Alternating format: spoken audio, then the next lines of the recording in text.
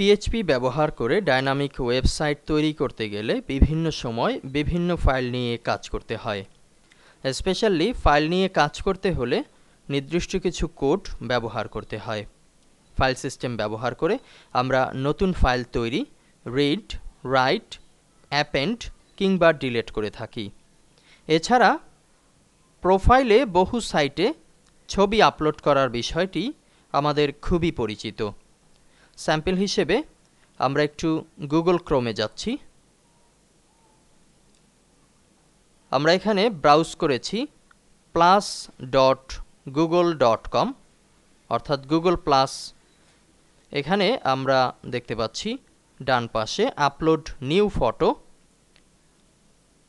এখানে ক্লিক করলে আমাদের সামনে নতুন একটি স্ক্রিন আসছে। Select photo from your computer. এবারে আমাদের সামনে আমাদের কম্পিউটারের হার্ড ডিস্ক চলে এসছে, যেখান থেকে আমরা ফটো আপলোড করার সুবিধা পাব। এভাবে করে আমরা কোথাও দেখতে পারি চুজ ফাইল নামে বিভিন্ন সময় বিভিন্ন সাইটে বাটন দেখা যায় ফাইল আপলোডের জন্য। এ কাজটিও কিন্তু করা হয়ে থাকে ফাইল সিস্টেম ব্যবহারের মাধ্যমে। আমরা এখন ফাইলের বেসিক কোড এবং সার্ভারে নতুন ফাইল তৈরির সিস্টেমটি দেখব। আমরা চলে যাচ্ছি ম্যাক্রোমিডিয়া ড্রিমওয়েভারে। এখানে ফাইল ক্রিয়েট ডট পিএইচপি নামে আমরা অলরেডি একটি ফাইল সেভ করে নিয়েছি, বেসিক পিএইচপি কমান্ড অন্তর্ভুক্ত করেছি। এখন সার্ভারে নতুন ফাইল ক্রিয়েট করব, আর সে কারণে স্পেশাল কিছু কোড লিখে দেব। তার আগে আমরা একটু আমাদের লোকাল হোস্টের যে সার্ভার, যেখান থেকে ব্রাউজার সকল তথ্য পেয়ে থাকে, আমরা দেখতে পাচ্ছি অ্যাড্রেস বারে এখন আছে জ্যাম্প htdocs php_guru ফোল্ডারের নাম। এখানে ইতিমধ্যে আমরা যে কাজগুলো করেছি, ড্রিমওয়েভার থেকে যত পিএইচপি ফাইল তৈরি করেছি সে ফাইলগুলো কিন্তু দেখা যাচ্ছে। আমরা এখন নোটপ্যাডে ক্লিক করলে যে ধরনের ফাইল ক্রিয়েট হয়, আমরা একটু স্যাম্পল হিসেবে একটা ক্লিক করছি।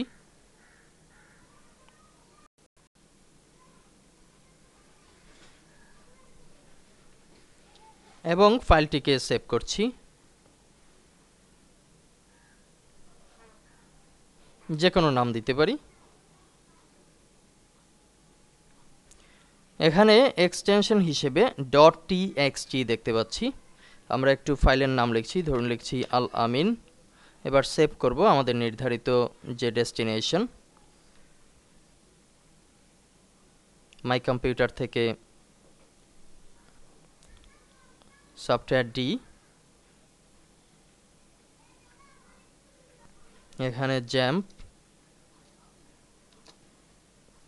পরবর্তীতে htdocs এবং পিএইচপি গুরু।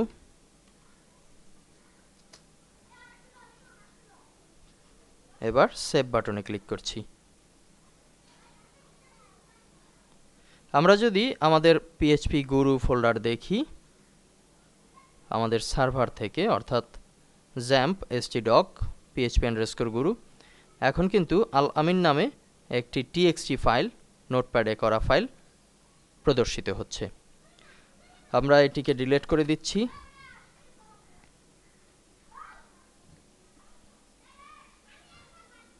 এই অবস্থায় এখানে কোনো txt ফাইল নেই।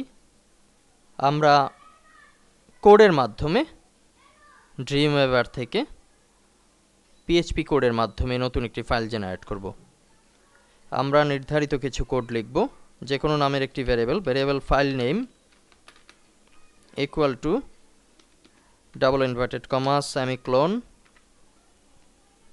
আমরা নাম দিচ্ছি টেস্ট ফাইল .txt। এক্সটেনশন অবশ্যই দিতে হবে। আরও একটি ভ্যারিয়েবল লিখছি, ভ্যারিয়েবল ফাইল হ্যান্ডেল HANDLE, অর্থাৎ ফাইলটিকে প্রসেস করবে এমন একটি command. fopen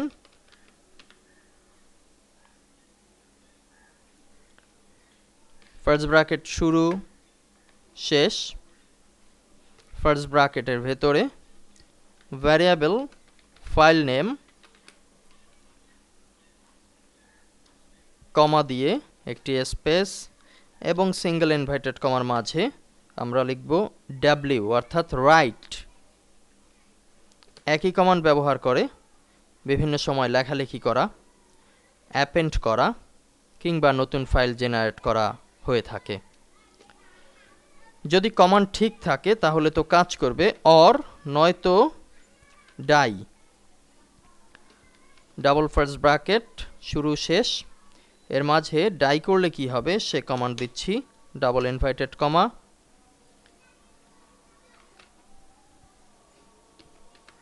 can't create a new file, অবশেষে সেমিকোলন। সবশেষে ফাইলের কমান্ডকে ক্লোজ করতে হবে, f close CLOSE first bracket শুরু শেষ সেমিকোলন এবং এর মাঝে ভ্যারিয়েবল ফাইল হ্যান্ডেল।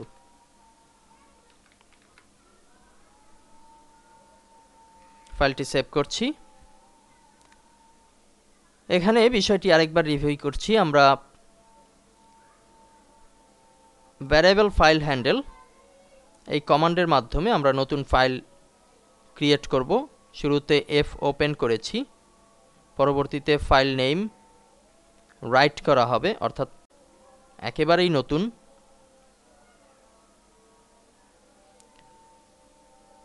ক্রিয়েট করার পরে শেষে f ক্লোজ এই কমান্ডকে ক্লোজ করবে। আমরা এখন ফাইলটি সেভ করেছি এবং ব্রাউজারে যদি আমরা লোকাল হোস্ট থেকে PHP গুরুতে যাই, আমাদের সামনে নতুন ফাইলটি প্রদর্শিত হবে। ফাইলটির নাম দেয়া হয়েছিল ফাইল ক্রিয়েট।